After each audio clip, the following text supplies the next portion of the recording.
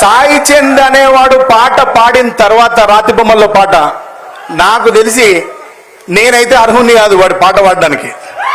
నేను దాన్ని కనవచ్చు కానీ, నేను ఆ పాటను కన్నాను కావచ్చు కానీ, దాన్ని పెంచి పోషించి సమాజం మీద ఆ పాట ఎంత శక్తివంతమైందో చూపెట్టింది సాయి చందే.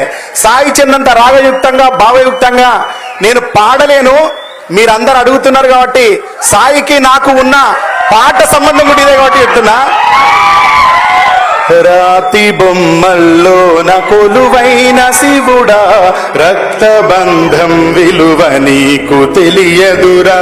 నుదుటి రాతలు రాసేవో బ్రహ్మదేవా, తల్లి మనసేమిటో నీవు ఎరుగవురా.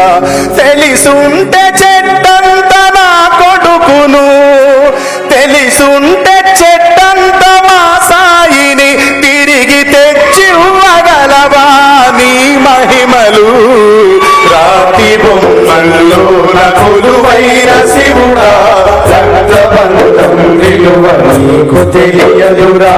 నుదుటి రాతలు రాసేవో దేవదేవా, తల్లి మనసేమిటో నీవు ఎరుగవురా. పువ్వులో పువ్వునై నీ పూజ చేశాను, నీరునై నీ అడుగు పాదాలు కడిగాను. ఒక్క పొద్దులు ఉంటూ ముడుపు చెల్లించాను, దిక్కు నీవని మొక్కి ధీమాగా ఉన్నాను.